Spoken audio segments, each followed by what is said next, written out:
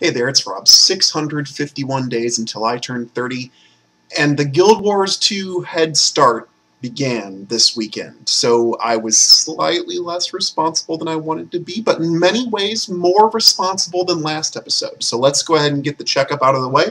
I did manage to lose about a third of a pound, so that's good. Particularly good considering I only managed to exercise once during the entire weekend.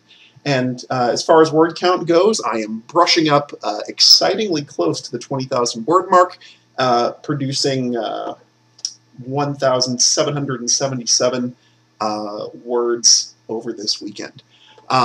So that's relatively happy news considering the hurdles that I had admittedly set in front of myself by becoming excited about a video game. The topic that I wanted to speak on today is anxiety, and particularly as anxiety pertains to mortality.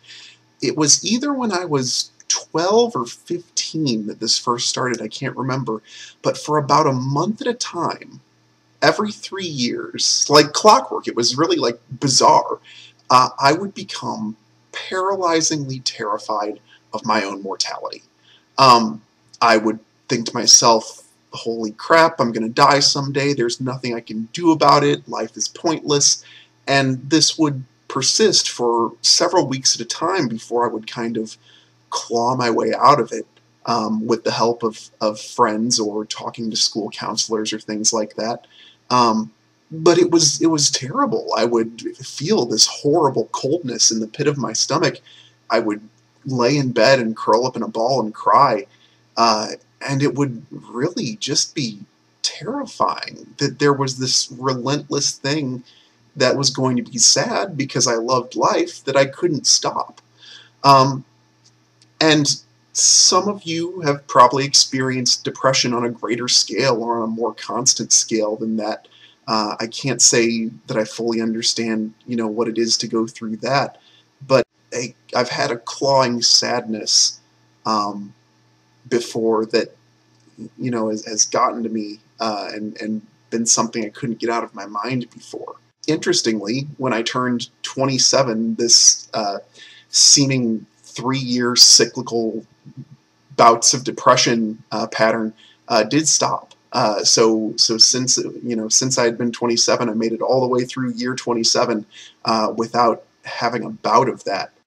Since I changed things, since I started dieting and started writing and I've got these goals and things, I've really felt, never even close to the verge of down. I've felt, empowered and excited and things like that. But I wanted to talk about some of the things that helped me kind of get out of that. One of them was when I was feeling well enough and happy enough to interact with people or the world or things like that, I would set up things to look forward to.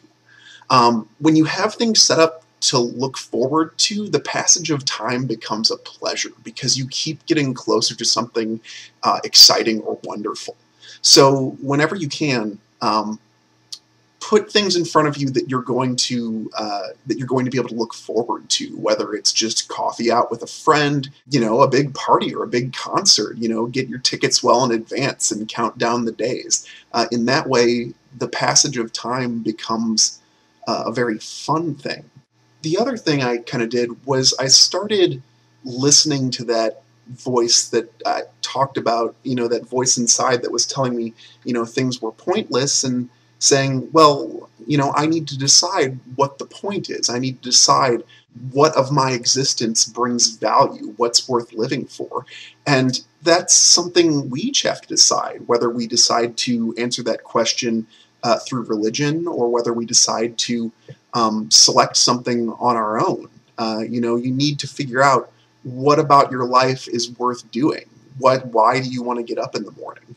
And there are many ways to live a valuable life. If you stay at home and raise children as a stay-at-home parent, you bring those children up and love them and care for them, that's a worthwhile thing. If you work at a job that you don't like, but you do so to provide for your dependents who you love, that's an absolutely worthwhile thing too, looking out for your family and your own. although we're bombarded all the time with images of Hollywood and politicians and businessmen, and only a tiny fraction of us are going to end up living like that, but a huge fraction of us are going to see that every day. And that can lead us to feeling inadequate. So do search for things that give you a sense of meaning in your life. Otherwise, you can find yourself, when these kinds of things like these depressions strike, and you're not motivated to find it, and you can't see it, and you can really end up in a horrible funk. I know I did. So thanks for watching. Do like and share if you think you know somebody who could stand to hear this, and I welcome your comments or their comments, particularly if they've gone through depression and they want to mention something that they're comfortable saying in the comments. I'll be happy to respond, and I'd love to know kind of more about these experiences and how you fight with them. Thursday's topic is going to be tabletop role-playing games and writing. So it's going to be a writing-oriented topic, but it's also going to touch on a little bit how the improvisational acting and the things I've done playing tabletop role-playing games have been helpful to me in life. So look forward to that on Thursday, and I will see you then.